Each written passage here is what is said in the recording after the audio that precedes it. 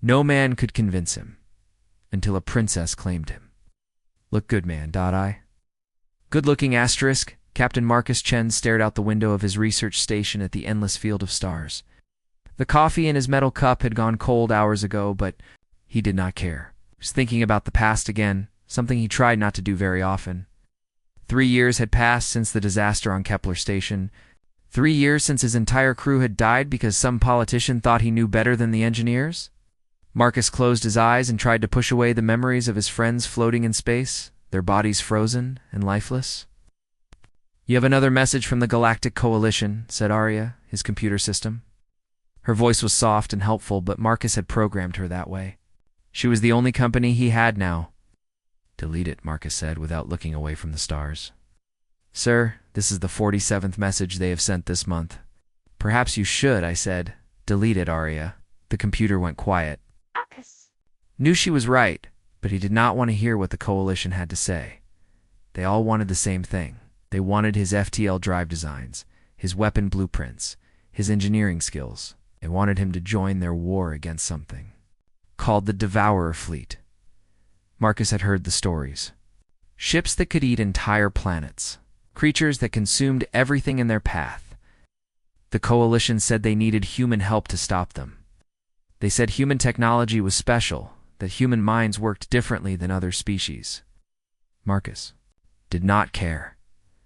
The door to his lab opened with a soft hiss. Marcus turned around, expecting to see one of his maintenance robots. Instead, a tall figure in a gray uniform walked in. The man had blue skin and 4 arms, marking him as a Zenthari. "Captain Chen," the alien said, his voice calm and logical. "I am Ambassador Vex of the Zenthari Republic. I have traveled far to speak with you." Marcus set down his coffee cup and crossed his arms. "Let me guess. You want me to join your war?" Ambassador Vex nodded. "The Devourer fleet has consumed 17 star systems in the past 6 months. Our projections show they will reach the core worlds within 2 years. We need your help." "No," Marcus said simply. The Zenthari looked confused.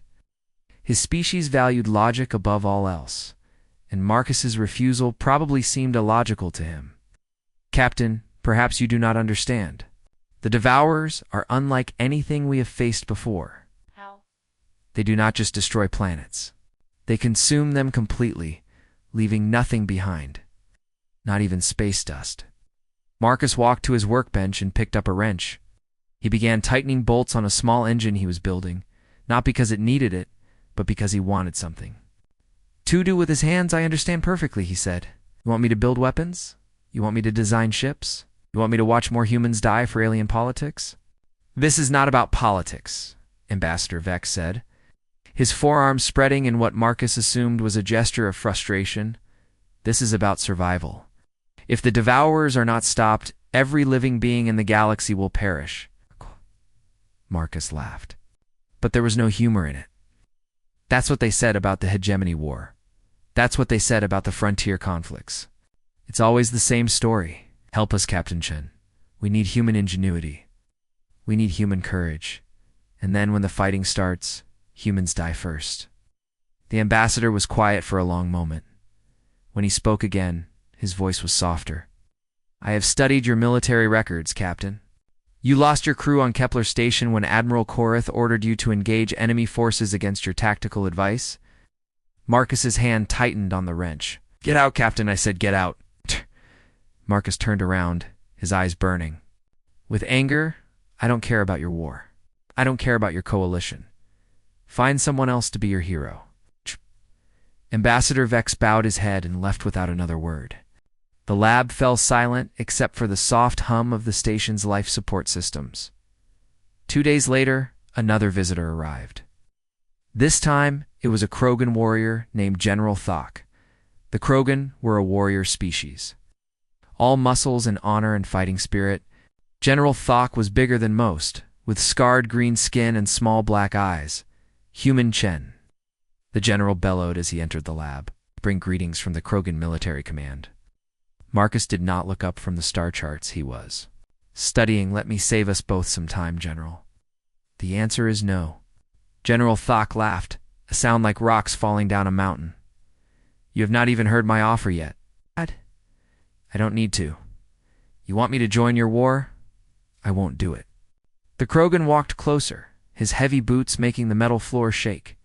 The Devourers destroyed my homeworld human. They ate everything. My family, my clan, my ancestors' burial grounds. But nothing remains. For the first time, Marcus looked up. He could see real pain in the general's eyes, hidden behind all that warrior pride. I'm sorry for your loss, Marcus said quietly, but my answer is still no. General Thok studied him for a long moment. You are afraid. Marcus stood up quickly, his chair sliding backward. What did you say? You heard me, human? You were afraid?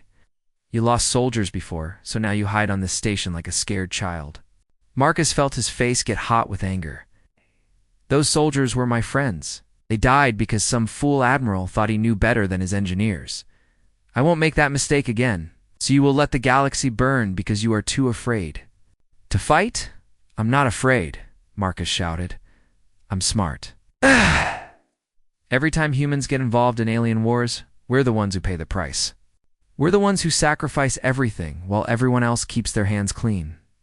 General Thok nodded slowly. Perhaps you were right, human. Perhaps it is better that you stay here, safe and alone. The Krogan will face the Devourers without you. The general turned and walked toward the door. Just before he left, he stopped and looked back. When the Devourers come for this station, he said quietly, remember that you chose to face them alone. After the Krogan left, Marcus sat in his lab for hours, staring at his workbench. The half-finished engine mocked him with its incomplete design. He had been working on it for months, but he could not bring himself to finish it. It's like everything else in his life, it remained unfinished, waiting for something he could not name. Outside his station, space was darker than usual. The sensors showed nothing wrong, but Marcus had learned to trust his instincts. Something was out there, watching and waiting. He just did not know what.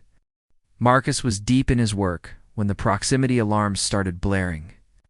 Red lights flashed across his lab as Arya's voice filled the air. Captain, an unidentified vessel is approaching. It does not match any known coalition ship designs. Marcus looked up from his engine components, wiping grease from his hands with an old cloth. Is it armed? Scanning? No visible weapons, sir? The ship appears to be a small personal craft. It is requesting permission to dock. Marcus frowned. In the 3 years since he had isolated himself on this station, no one had ever come without announcing themselves first. The Coalition always sent official messages. Pirates would not bother asking permission.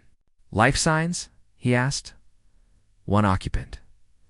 The readings are unusual, sir. Unusual how? The life form appears to generate a small energy field around itself. I have never seen anything like it in my databases. Marcus walked to the main console and pulled up the external cameras. On his screen, he could see a sleek silver ship, unlike anything he had ever seen.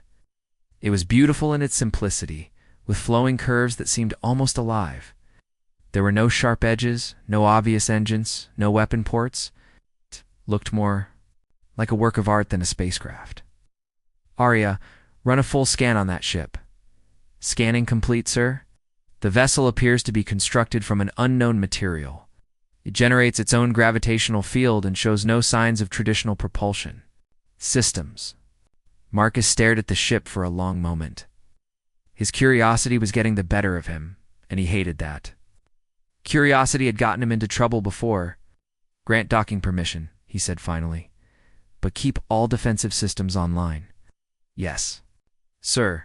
20 minutes later, Marcus stood in the docking bay, wearing his old military sidearm. He did not expect trouble, but 3 years of isolation had made him careful.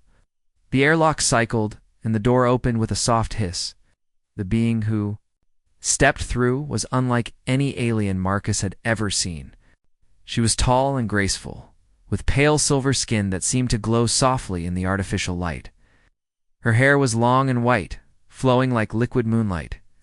But it was her eyes that caught Marcus's attention. They were deep purple, like the color of space between stars, and they seemed to look right through him. She wore simple robes of midnight blue, and when she moved, it was like watching water flow.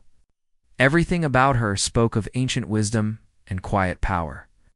"Captain Chen," she said, and her voice was like music. "I am Princess Lyria of the Etherean Empire. Thank you for allowing me to dock." Marcus kept his hand near his weapon, but something about her presence made him feel calm. "What do you want, Princess?" She smiled, and Marcus felt a strange warmth in his chest. "Want to help you finish your work?" "My work?" Princess Lyria walked slowly around the docking bay, her eyes taking in every detail. "You have been building something in your laboratory? Something important. But you cannot complete it alone." Marcus felt a chill run down his spine. How could she possibly know about his project? He had told no one about the new engine design he was working on. "I don't know what you're talking about," he lied. The princess turned to face him, and her purple eyes seemed to sparkle with amusement. "Captain, your thoughts are quite loud. Most humans think in straight lines, but your mind moves like lightning. It is quite beautiful to observe." "You're telepathic," Marcus said, his hand moving to his weapon.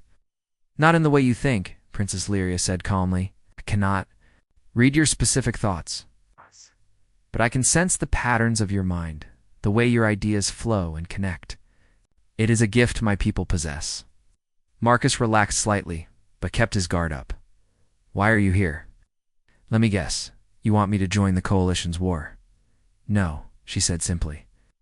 "I want to learn from you." That was not the answer Marcus had expected. Every other alien who had come to his station wanted something from him. This was the first time anyone had offered to learn. "Learn what?" "How you create," Princess Lyria said. "How your mind takes separate ideas and joins them into something new. My people have great knowledge, but we struggle with innovation. We think in patterns that have existed for thousands of years. You think in patterns that have never existed before?" Despite himself, Marcus found his curiosity growing. "What exactly are you suggesting? Show me your laboratory. Show me what you are building. Perhaps together we can finish what you've started." Marcus studied her for a long moment. Every instinct told him to send her away, to maintain his isolation. But something about her was different from the other aliens who had come to his station. She was not demanding or pleading. She was simply asking. "Fine," he said finally. Princess Lyria followed him through the corridors of the station to his laboratory. When they entered, her eyes grew wide with wonder. The lab was filled with half-finished projects, engine components, and complex diagrams covering every available surface. "Magnificent," she whispered, moving toward his main workbench. "You are building a new type of drive system." Marcus nodded reluctantly. "It's just a theory. I've been working on it for months, but I can't solve the power distribution problem." Princess Lyria studied the engine components for several minutes without speaking. Then she reached out and touched one of the crystal matrices Marcus had been struggling with. The crystal began to glow with a soft blue light. "Your design is sound," she said, "but you are thinking of power as something that flows in one direction. What if it could flow in patterns, like a dance instead of a river?" Marcus stared at the glowing crystal. "How did you do that?" "My people have a natural connection to energy fields. We can shape them, guide them, encourage them to form new patterns." She looked at him with those deep purple eyes. "But we cannot create new patterns from nothing. It requires something we do not possess." "What's that?" "Imagination." The next several hours, Marcus and Princess Lyria worked side by side. She would touch components and show him how energy could flow through them in ways he had never considered. He would suggest modifications and new configurations that had never occurred to her people. It was during this work that she told him about the Devourers. "They are not what your coalition believes them to be," she said, as she helped him recalibrate a power coupling. "They do not simply destroy planets for resources or territory." "What do they do?" Marcus asked, genuinely curious now. "Princess." Lyria was quiet for a moment, her hands glowing softly as she worked with the energy flows. "They consume something far more precious than matter or energy. They consume the creative spark that makes each species unique." Case stopped working and looked at her. "What do you mean?" "Every species in the galaxy has a different way of thinking, of creating, of solving problems. The Xanthari think in pure logic. The Krogan think in terms of honor and strength. My people think in ancient patterns and energy flows. She paused and met his eyes. Humans think in ways that no other species can. You imagine things that have never existed and then make them real. And the Devourers want that. They feed on it. When they consume a world, they do not just destroy the bodies of its inhabitants. They absorb their unique way of thinking, their creativity, their spark of innovation. And once that spark is gone, it can never be recovered. Marcus felt a cold weight settling in his stomach. How many species have they? 47 that we know of? Each one with its own unique gifts, its own way of understanding the universe? All gone forever. They worked in silence for a while after that. Marcus found himself thinking about all the species he had met during his military service. Each one had been different, with their own cultures and ways of solving problems. The thought of all that diversity being consumed by some cosmic horror made him feel sick.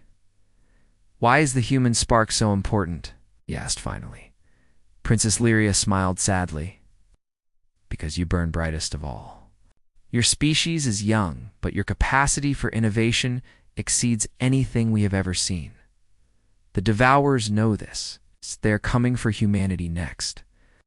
As they continued to work, Marcus began to understand why this strange alien princess had come to his station. She was not trying to convince him to join a war. She was trying to save something precious that could never be replaced. The creative spark that made humans unique. It's people's gift to the universe. 2 weeks had passed since Princess Lyria arrived at the station, and Marcus could hardly believe the progress they had made together. The engine he had struggled with for months was now nearly complete, humming with a soft blue energy that seemed almost alive. "Try increasing the harmonic frequency by 0.7%, Lyria suggested, her hands glowing as she shaped the energy flows around the crystal matrix. Marcus adjusted the controls and watched in amazement as the engine's power output increased by 30%. "How do you know exactly what adjustments to make?"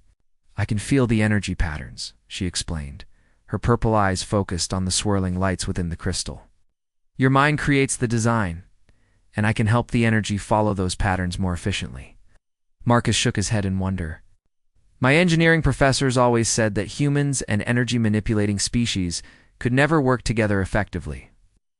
They said our technologies were too different." Lyria smiled. "Your professors were thinking in old patterns. What we are creating has never existed before." She was right. The engine they had built together was unlike anything in the Coalition databases. It combined human engineering innovation with Etherian energy manipulation in ways that neither species could achieve alone. But more importantly, they had discovered something else during their work together. "Arya, run the simulation again," Marcus said. The lab's holographic display activated, showing a three-dimensional model of a Devourer ship.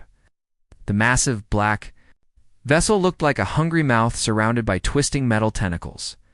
"Simulation running," Arya announced, firing experimental restoration beam. A beam of golden light struck the Devourer ship in the simulation. Instead of exploding, the ship began to change. The black metal turned silver, the hungry mouth closed, and the tentacles retracted. Within moments, the ship looked almost organic, like a sleeping creature. "Incredible," Marcus whispered. "The beam actually reverses the consumption process." Lyria nodded, but her expression was troubled. "In theory, this weapon could restore everything the Devourers have consumed. The planets, the species even. Their creative sparks. That's good news, isn't it?" "It is wonderful news, Marcus. But it is also dangerous news." Before Marcus could ask what she meant, Arya's voice filled the lab. "Captain, I am detecting multiple ships approaching the station. 3 human military vessels and 2 Etherian cruisers." Marcus felt his stomach drop. "They found us." Lyria closed her eyes and placed her hand on the wall. Marcus had learned that she could sense energy patterns across great distances when she concentrated. "The humans bring anger and suspicion," she said softly. "The Etherians bring disappointment and demands. Both groups want what we have created. You don't have to let them aboard, Marcus said, moving toward the weapons controls. No, Lyria said firmly. Running will solve nothing. We must face them. 20 minutes later, Marcus found himself in the station's main conference room, facing 5 very unhappy officials. On one side sat Admiral Sarah Knox, a stern woman with gray hair and cold blue eyes. She was flanked by 2 human intelligence officers who looked like they had never smiled in their lives. On the other side sat Lord Valen and Lady Sira, 2 high-ranking Etherian nobles with silver skin and expressions of barely contained anger. Their purple robes were far more elaborate than Lyria's simple clothing. Captain Chen, Admiral Knox, began, her voice sharp as a blade. You have been conducting unauthorized research with classified technologies? This is my private station, Marcus replied calmly. I can research whatever I want. Not when that research involves alien technology that could change the balance of power in the galaxy, one of the intelligence officers said. We have reports that you and the Etherian have developed some kind of super weapon.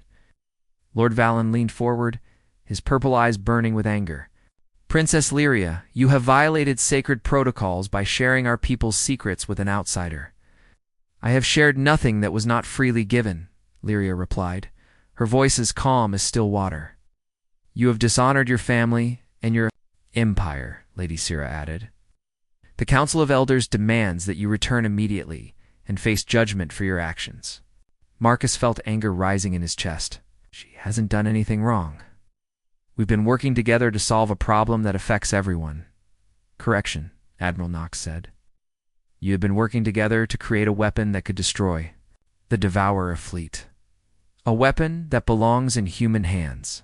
And Etherian hands, Lord Valen added coldly. Marcus stood up, his hands clenched into fists. It doesn't belong to anyone. We created it together to save lives, not to give one species an advantage over another. That is a very naive view. Captain, Admiral Knox said, in war, every advantage matters. The Coalition needs this technology to win. The Etherian Empire has prior claim, Lady Sarah insisted. Our princess may have been foolish enough to share our secrets, but the technology is still based on our energy manipulation abilities. Marcus looked at Lyria, who sat quietly between the 2 groups like a calm island in a storm of anger and demands. She met his eyes and gave him a small, sad smile. Tell them, she said softly. Tell them what? Tell them what you saw when we tested the restoration beam on the simulation data from my home world. Marcus felt his throat tighten. 3 days ago, Lyria had asked him to run the simulation using sensor data from her home planet. The results had been both wonderful and heartbreaking. The beam worked, he said quietly. It could restore her entire world. Every city, every person, every living thing that the Devourers consumed. The room fell silent. Admiral Knox leaned forward. Her world was attacked. Lyria nodded. 6 months ago. I was away on a diplomatic mission when the Devourers came. When I returned, there was nothing left but empty space. Then why are you here instead of trying to save your people? Lord Valen demanded. Because I have seen the future, Lyria said simply. Marcus had learned not to be surprised by anything the princess said, but this caught him off guard. What? Do you mean my people have many gifts, Marcus? Energy manipulation is just one of them. Some of us can see glimpses of what is to come. She looked around the room at the angry faces. I have seen 2 possible futures. In one, you help me create this technology, and we restore not just my world, but all the worlds the Devourers have consumed. The galaxy is saved, and peace is possible? And the other future? Admiral Knox asked. Lyria's expression grew dark. In the other future, humanity faces the Devourers alone. Your species burns brighter than any other. And when you are consumed, the rest of the galaxy falls. Within a year, everything ends in darkness and silence. Marcus felt a chill run down his spine. That's why you came to me. Not to convince me to join the war, but to prevent that future from happening. Yes, and I am risking everything to be here. If I fail, I will be stripped of my title and exiled from my people. But if I succeed, countless lives will be saved. Lord Valen stood up, his face twisted with anger. You dare to claim divine vision to justify your betrayal? She's not betraying anyone, Marcus said, standing to face the Etherean noble. She's trying to save everyone. By sharing our most sacred secrets with an alien, Lady Sarah spat. By working with someone who can help her save the galaxy, Marcus shot back. Admiral Knox slammed her hand on the table. Enough, Captain Chen. You will surrender this technology to the Coalition immediately. That is a direct order. I'm not in the Coalition, Marcus replied. I don't take orders from you. Then we will take the technology by force, one of the intelligence officers.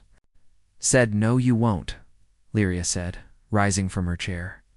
As she stood, the lights in the room began to flicker, and Marcus could feel the energy in the air change. You cannot use what you do not understand, and you cannot understand it without cooperation. Is that a threat, Princess? Lord Valen asked. It is a fact, she replied calmly. This technology requires both human creativity and Etherean energy manipulation. Without both working in harmony, it is useless. Marcus felt a surge of admiration for the alien princess. She was facing down the most powerful people from both their species, and she was not backing down. Oh, there is something else you should... No, Lyria continued. The Devourers are not coming slowly anymore. They have changed their pattern. They are gathering their entire fleet for one massive assault. Where?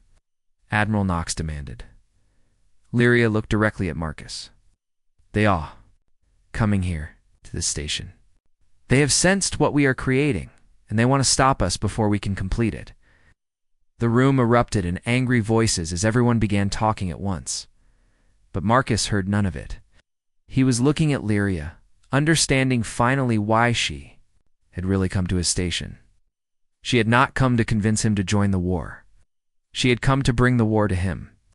The argument in the conference room was interrupted by Arya's urgent voice echoing through the station's speakers. Alert, alert. Multiple large contacts detected at the edge of the system. Configuration matches Devour fleet signatures. Estimated arrival time: 4 hours. The room fell silent. Admiral Knox was the first to speak, her face pale. How many ships? Scanning. 12 capital vessels, 37 escort ships, and 1 massive command ship. The command ship is Captain. I've never seen anything this large in my databases. Marcus felt his blood turn cold. Through the conference room's window, he could see the human and Etherean ships that had brought the officials. 5 ships total, against nearly 50 Devourer vessels.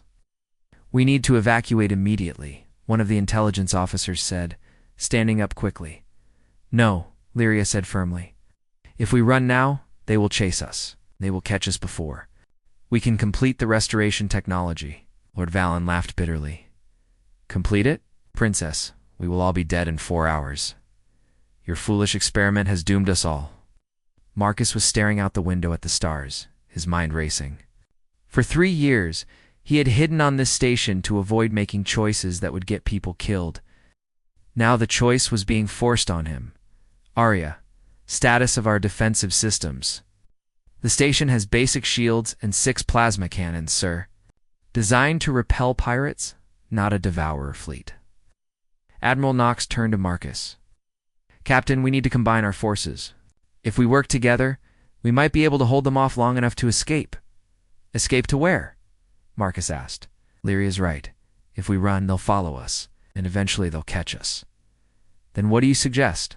Lady Sarah demanded. Marcus looked at Lyria, who was watching him with those deep purple eyes. He could see something in her expression, not hope exactly, but trust. She believed in him even when he did not believe in himself. We finished the job, he said quietly. What? Admiral Knox stared at him like he had lost his mind.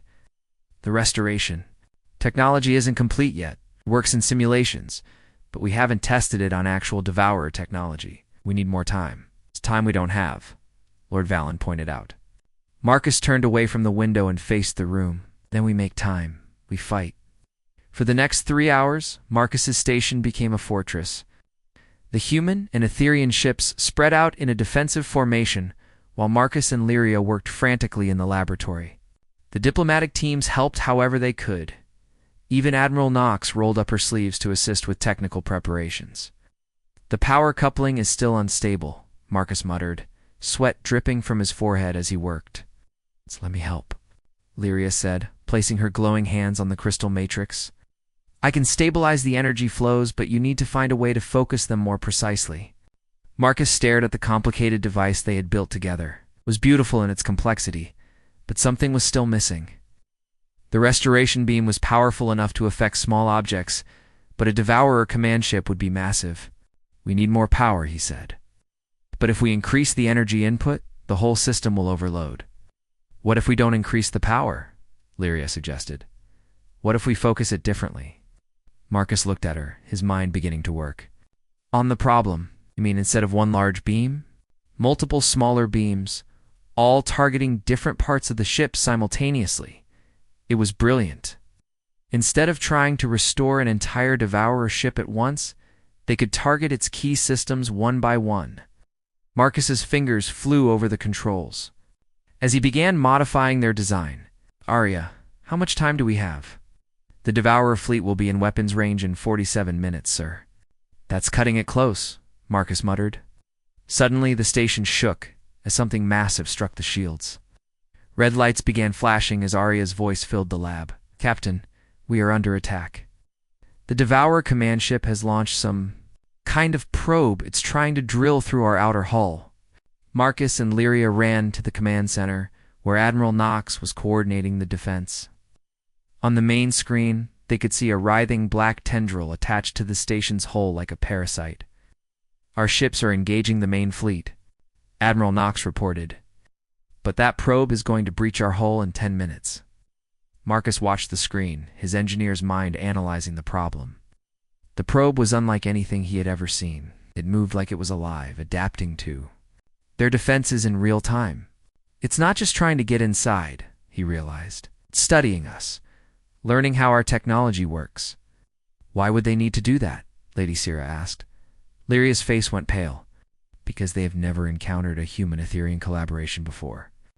They need to understand how our minds work together before they can consume us." Marcus felt a surge of determination.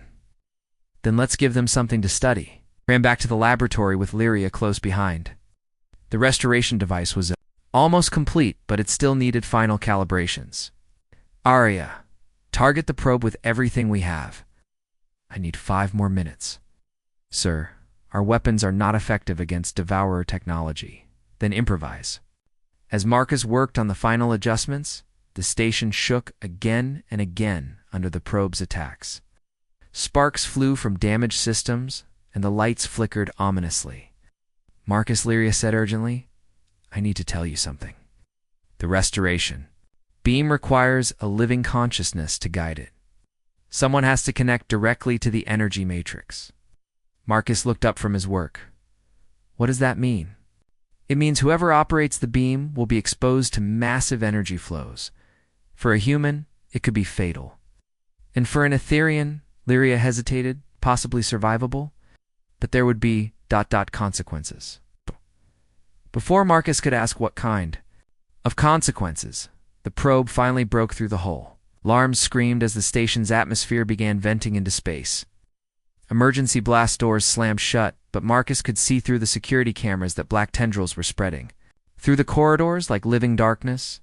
"They're inside," he said. "The restoration beam is ready," Lyria announced, her hands glowing as she prepared to connect with the energy matrix. "Wait," Marcus said, grabbing her arm. "You said there would be consequences. What kind of consequences?"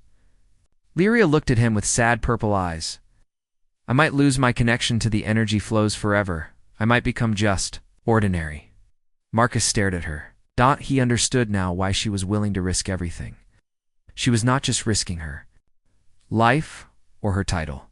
She was risking the very abilities that made her who she was. "There has to be another way," he said. "There is no time to find another way," she replied gently. The laboratory door exploded inward as black tendrils poured into the room. They moved like liquid shadow, reaching toward Marcus and Lyria with hungry intent. "Now, Marcus," Lyria shouted, placing her hands on the energy matrix. The restoration beam activated with a sound like singing crystal. Golden light filled the laboratory as the beam lanced out toward the probe attached to their hull. Where the light touched the black tendrils, they began to change, turning from hungry darkness to peaceful silver. But the effort was too much. Lyria cried out in pain as energy coursed through her body. Marcus could see her skin beginning to burn from the power flowing through her. "Lyria, stop. You're going to kill yourself, I can, ... Handle it," she gasped. But Marcus could see she was lying. Without thinking, Marcus reached out and grabbed her hands, connecting himself to the energy matrix. The power that flowed through him was like being struck by lightning, but he held on. Together they guided the restoration beam through the station and out toward the Devourer fleet. The beam struck the command ship just as it began to fire on the defending coalition vessels.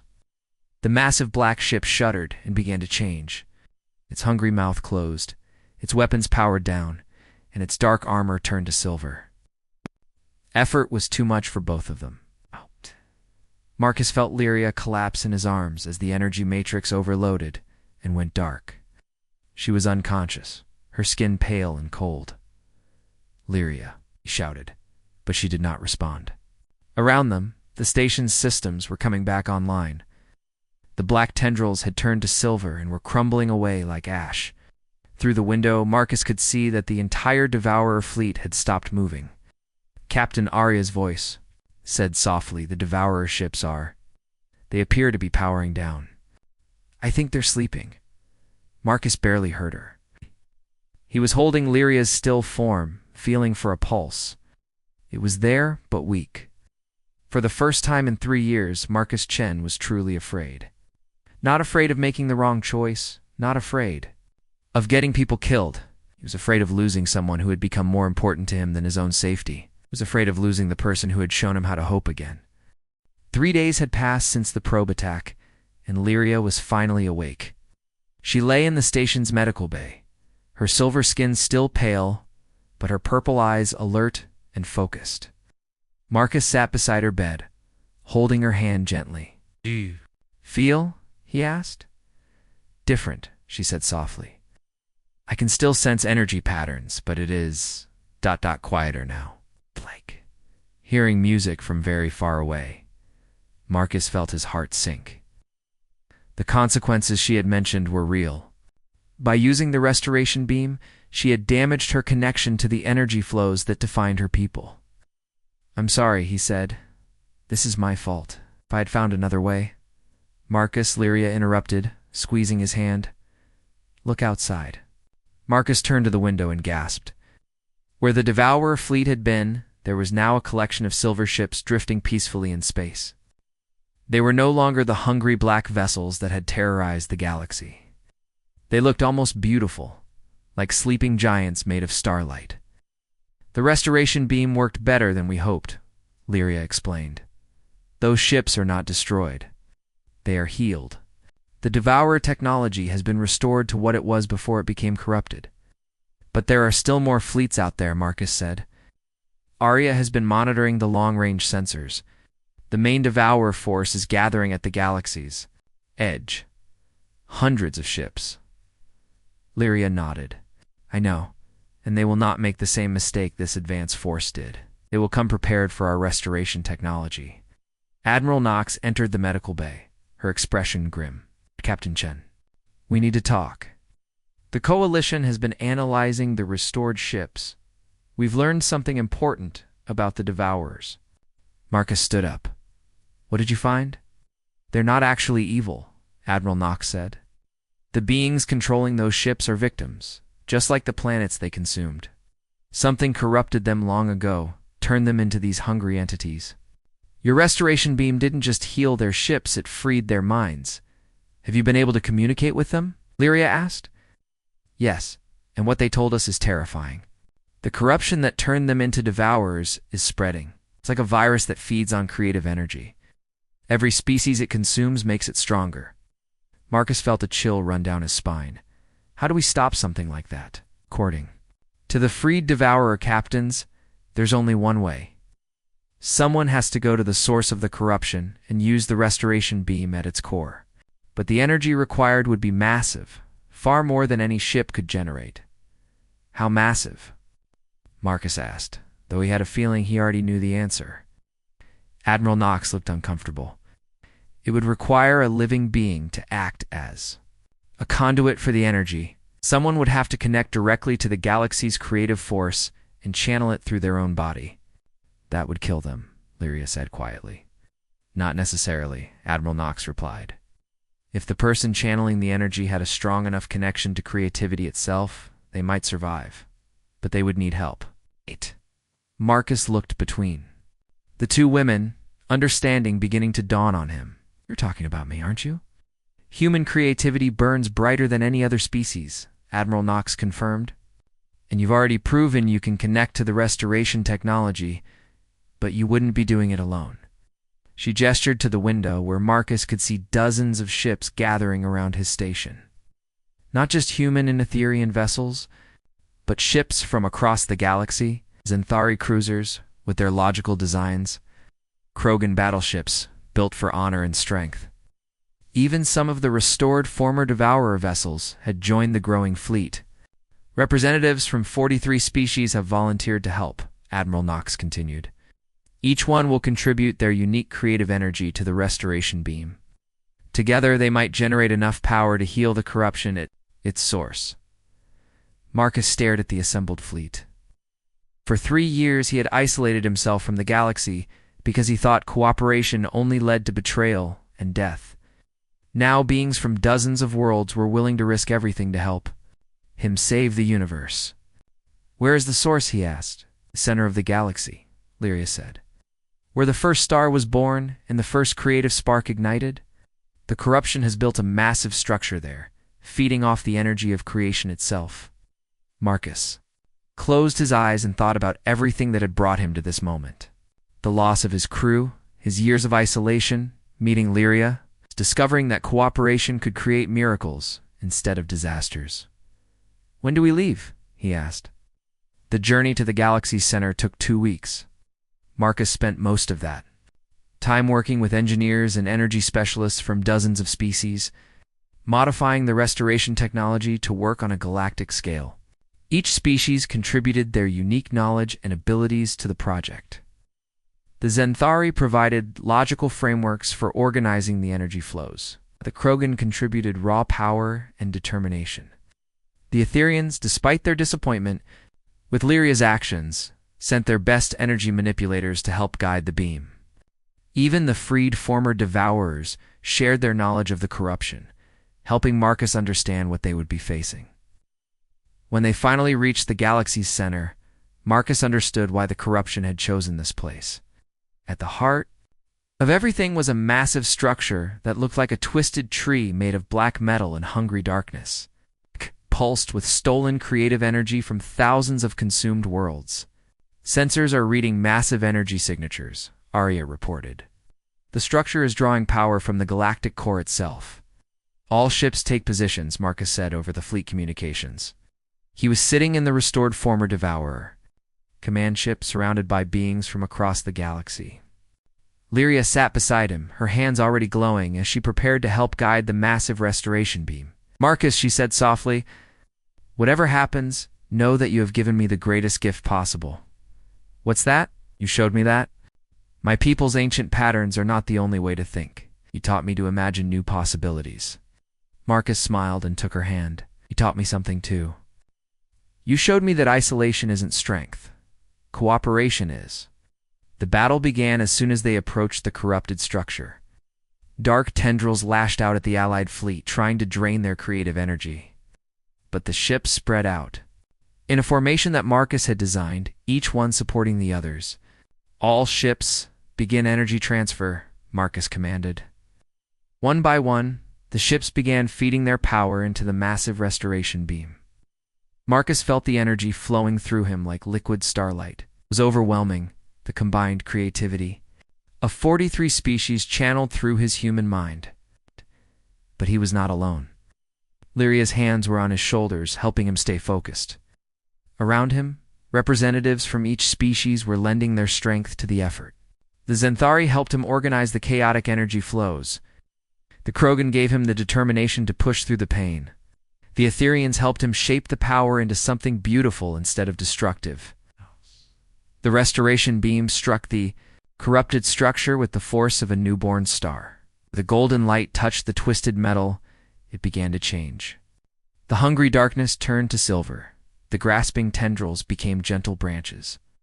And the structure transformed from a parasite into something that looked like a tree of light. But the effort was enormous.